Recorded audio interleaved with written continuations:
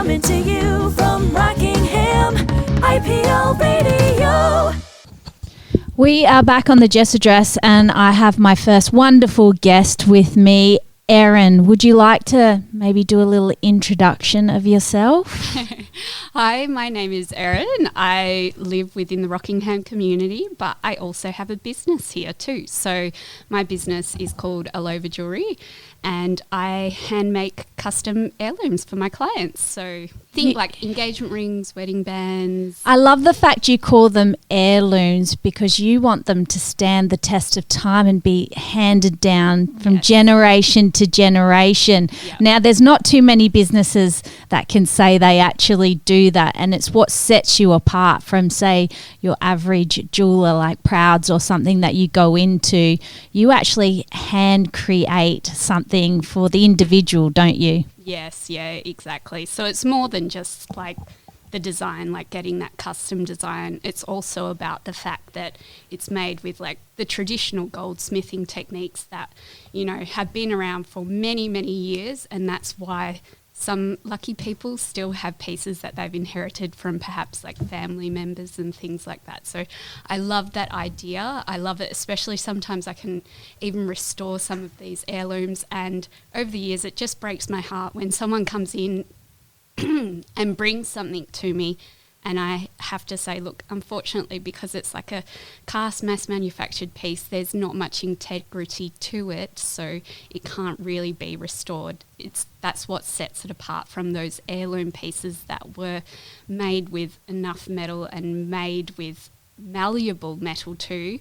Unlike some brittle cast metals, we can actually restore that for that person. So that's why I have such a big focus on also providing that handmade custom service for my clients right from the get-go, because I know that they love the thought that, yes, it's their engagement ring, but maybe they'll pass that on to their daughter one day, or they have a son that, you know, he's giving his grandmother's ring to his partner and proposing. So I just love that idea. Also romantic, isn't it? It is, and this is a Valentine's Day special, so this is actually the perfect, you are the perfect guest to have in, and I love that thought that, you know, I also think about, you know, my rings, where are they going to go and who are they going to go to? And, you know, when it's a custom piece, something that's been handmade from you, it makes that element just a little bit more significant, a little bit more special. I wanted to ask, how did you get into becoming a jeweller? Okay, so it's been a bit of a long journey, but always, even as a child, I was quite creative. Like any craft activity at school, I was there. That's what I did, including like in my lunch and recess breaks. I used to weave rings and necklaces out of the she oak leaves, and I'd actually sell them for like 5 to 10 cents each. An entrepreneur at such a young age. I know, right? Yeah, that's beautiful. And then, like, from there, you know, I got into like a lot of kids. I started doing beaded jewellery, and I would sell that at the Rockingham markets on the weekend back in the day. And so I wonder if any of those pieces are still out there. And in high school, so I actually went to Warnborough Community High School, and in year 10 they did a jewellery subject, and after that I was like, that's it, that's what I want to do. I want to be a jeweller. And it's, you know, because it's not much of like a known career, I did have to try out a few different things to make sure that I was on the right pathway into that direction that I wanted to head. So, but I got there in the end. So. Was metalwork and things like that of interest to you, or? Sorry. Yeah, it always happens on radio, isn't it? As soon as you want to speak and you're on radio, it becomes difficult. So, funnily, no, I wasn't. It was only until I did that jewellery course at school that I was introduced to it. I did woodwork and everything else, and I was terrible at woodwork. So I thought I wouldn't have much hope, but what I loved with metal was that it was forgiving. It was, you know, you could bend it back and forward, and if you made a mistake, you're able to melt it down and start again, unlike a piece of wood, which is so, you know.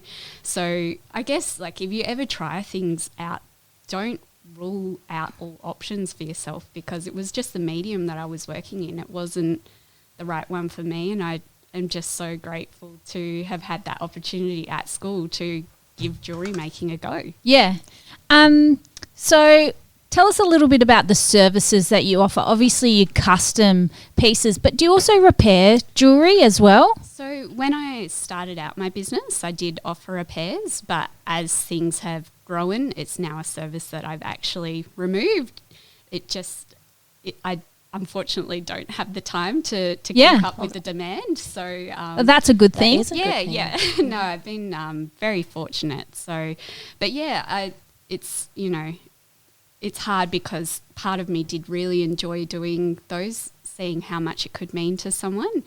But then also there's the issue from a business perspective that because there is so much mass manufactured jewellery out there, quite often I was taking on repairs and it wasn't your own. Yeah, it wasn't as simple as what it seemed to be, or it had been repaired by a jeweller previously and they hadn't used the correct solder. So what should have been like a half an hour repair turned into like a 2 to 4 hour repair, you know. So it was kind of luck of the draw. Some of them went really well and really quickly, but then others there was just, and I'm the kind of person that, you know, I wouldn't just hand it back to the customer and say, sorry, I tried my best, you know. And I think that's why I would spend up to 4 hours or more on a job, because just personally I know how much that piece means to someone, and I took on that responsibility of repairing it. And even though it wasn't something that I've done, it was like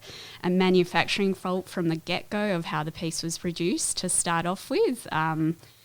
You know, it was a hard decision to make, but like I said, due to majority of jewellery out there being mass manufactured now, it can have these issues which are hidden beneath the surface, and you don't really get to see them until you start working on the piece. And I kind of feel also that when you're repairing something, you don't get to have that creativity in there. And it seems to me that is your passion, is actually being able to create and work with people so that they get something that they love and adore, and something that you can be proud of to hand off. Exactly. Yeah. No, that's exactly right. And I think it also kind of comes down to personality types. Like I have other fellow industry friends who love repairs. They will happily sit down and just do repairs all day, every day. But my personality type is quite different. Like I like bigger jobs to work on. I like to, you know, step out the process, and also, like I said, I involve the customer throughout. I love sending them little snapshots of how their piece is going. I like that. Like it's just running my own business too. It's one thing that I didn't expect to happen was just the fulfillment, because previously working for jewellers myself, prior to having my own business, it was just that mundane task of sitting down, making a piece, which I still loved, but it was just like, okay, that piece is done, next piece, next piece, next piece. Whereas now this gives me the opportunity to sit down with the client and see their reaction, you know, when they see their ring or their earrings and they try it on, and honestly, just the reactions that you get. Some people are brought to tears, especially when it's like sentimental pieces that were used in the creation. Well, you're a part of a big occasion. You know, when I think about jewellery, you think about the engagement rings, and I'm sure you've probably made many. Yes, and so when, you know, you're a part of something really significant in someone's life. Yes. And that's really special. Yeah. And like what I've been told is, or because when I hand over their ring to them or whatever they're having made, I also give them a little custom video to show them exactly how their piece was made. Oh, beautiful. And in part of that, sometimes I incorporate, like if someone's come to create an engagement ring, there's little snippets of them when they're selecting the gemstone or they're selecting the diamond for their partner, and just hearing the feedback of afterwards, like, oh my gosh, I proposed, and, you know, my partner just adores the ring, but she also loves the video. Like it brought her to tears, you know, seeing how much involvement and care that's thought taken. and effort that not just me, but their partner Partner's has on put too. into it, you know, like it takes that romantic gesture to the next level. Like they haven't just gone to a shop and just, you know, over and done within an hour. They've, you know, really thought it out and really customized it to their partner specifically. So It's kind of, well, it's very artistic, isn't it? yeah. And, you know, it's almost like a painting, isn't it? To have like handcrafted or been a part of the process of creating something you think that someone's going to wear for the rest of their lives. But I do want to talk about jewels because it is something that I love. Do you have a favourite rock or favourite piece? Yeah. So my favorite gemstone, I would say, is sapphires. Like some people don't realize, but they actually come in a variety of colors. So usually, I did. I thought they were blue. Yeah. Usually people automatically think blue, but they come in a variety of colors, which makes them great to use in engagement rings, because sometimes I get inquiries of people saying, you know, I want to use, let's say, a morganite, which is a beautiful pastel pink colour, but it is a very soft gemstone. So you think an engagement ring, you're going to be wearing that on your hand every single day, probably not taking it off. They are susceptible to scratching and chipping. Yeah. Whereas we can get something in the same colour in a sapphire, so light pink sapphire, and again, sapphire is still slightly softer than diamond, but it is much more suitable for a Everyday wear. engagement ring. So my other question is, people assume that the diamond is the only engagement stone, but it's actually not, is it? No. And was it the pearl that actually was the first kind of engagement? Do you know? I don't that's know. something that I've never heard of before. But my friend recently got engaged and her ring was a pearl ring. Yeah. Yeah. So that's what I also love. Like I could have a box of engagement ring makes and not one of them is the same, you know? Yeah. So it's just really nice. Like, and they've been so personalized to that relationship. It's really nice to hear the story for each person as well. So why they chose it, like, you know, I chose this colour sapphire because we love the beach and we spend most of our time like swimming in the ocean together. So I want gemstone with hues of the ocean, you know. Would your husband be that thoughtful? Like, I cannot imagine my husband. Maybe we got engaged when I was 22. Yeah. I cannot imagine him putting that much thought into it. Everybody's so different. Yeah. So it's, you know, like I said, every relationship is different, and I guess that's a reflection of why I never have two rings exactly the same being made at once. So Yeah. And your favourite stone is the sapphire, or do you have several? sapphire and diamond, I think, just for their strength and their practicability. So How many different cuts of a diamond are there? Oh my gosh. wow. Yeah. I don't know, like I can list them off for you, but I guess the most traditional shapes are like your round brilliant cut, and then your princess cut. So they're the two most popular, but then we start to enter your fancy shapes like emerald cut, radiant cut, pear shape, heart shape, trilliant, you know. Were you good at geometry at school? Funnily enough, I did tech graphics in high school and I was terrible at it. Okay. I have a question. Can I ask, did you make your own engagement ring? I did. Yeah. See, that's what I'd be like too if I was good at it. Yeah, so Are you wearing it right now? I am. Oh, beautiful. Let's have a look. It's beautiful. I can't touch it because I'll drop it, and that's just what I do. No, don't even worry about It is that. so beautiful. It is beautiful. Oh, wow. So much detail. Yeah. And it's heavy. So then my other question is, did your partner propose to you without a ring? So he was very romantic, actually. Okay. Beautiful. So beautiful. So he got my boss at the time to source the perfect diamond for me. He had a rough idea because of course I dropped some hints. Okay, how old were you then?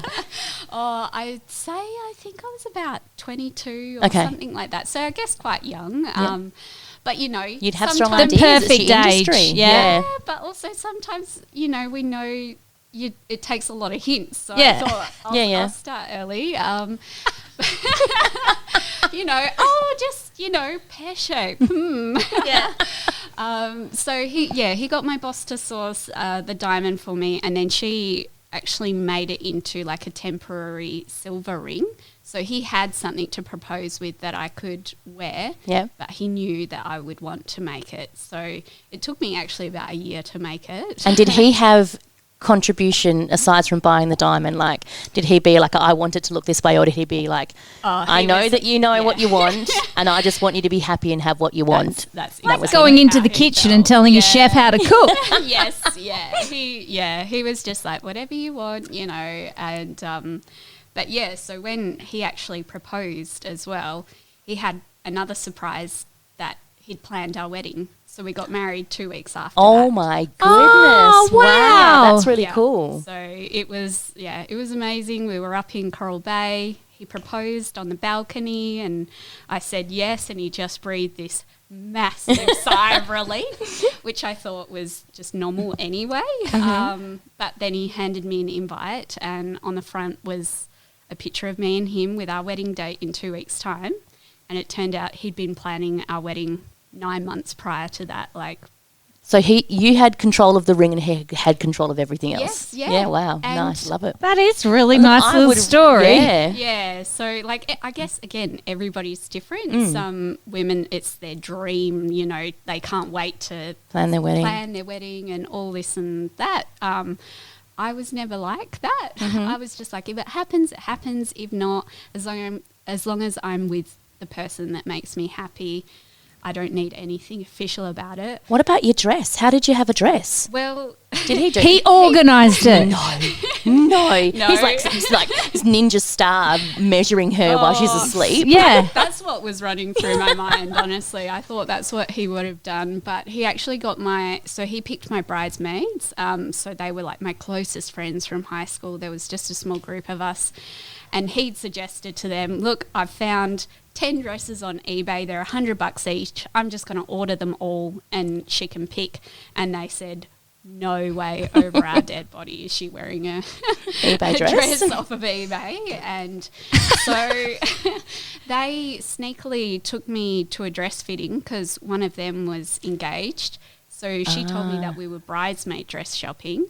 But while everyone was in on it, they were actually doing my wedding dress fitting and I had no idea. That is so cool. Yeah. That is so cool. I know there's a mum at my kids' school and they went on holiday to Bali and her mum had planned her wedding, and on the day they arrived in Bali, she did the same thing, handed her an invitation, and then all of her family from England and other places just started arriving at their hotel and they got married that weekend. Yeah, that was like us. We had like 40 people drive up and come to see us. It was amazing. So. Well, I got engaged in 2005 and I'm still not married. It's a thought that counts. So I was thinking maybe we're just lazy, or I don't know. Look, my sister was engaged for like 10 years. Yeah. Yeah, so she only got married been like 2 more or 3 than years 10 ago. years. 2005, that's been almost 20. Yeah, 17 years. What? Yeah. Do you want to do it though? Like, do you want to get married? I mean, I kind of feel like I feel like we are married. Yeah, well, you for all intents and purposes, what's the difference a piece of paper going to make? But do you want that celebration, I guess? Yeah. I never shy away from a party. But I don't know. That's a good question. Well, I kind of feel like the marriage Maybe you've got lazy families that haven't organised the wedding for me. I'm just hearing this. You know what? I reckon your daughter would do it in a drop of a hat. Yeah. She would have so much fun, and you would have an awesome wedding. Yeah. I'm going to talk to her. Yeah. Yeah, but see, like I enjoy a party too, but I hate hosting parties. And my husband knew that, and because I'd joked to him, and I'd said, "Oh, if we ever get married, we'll just elope. We'll do it in Coral Bay. You just organise it, and I'll he followed through with your wishes. Yeah. Love it. Yeah. 2 years later, after me saying that, we got married. Oh, that's so cool. And how long had you been together before you got married? So we started dating in high school. Yeah. And I think it was about 6 or 7 years. Yeah, same. But, it's easy to lose track. Yeah, now. absolutely. So I don't many even know. I dates. can't even remember my children's birth years, if I'm going to be honest with you. There's a few of them though, so you know. Well, I feel like you definitely were the perfect guest to have on for Valentine's Day, and you've told us the most romantic story. But I do want to give your business a big plug. So if anyone out there, especially men, if you're thinking about popping the question, or women, you know, a lot of women do it these days as well. Yep. And, you know, if you're thinking about popping the questions, how do people get a hold of you? How do people start the process? Because it can be quite a long process. Yeah, well, it's not too long, but it's, you know, like I said, I do get that involvement throughout the process.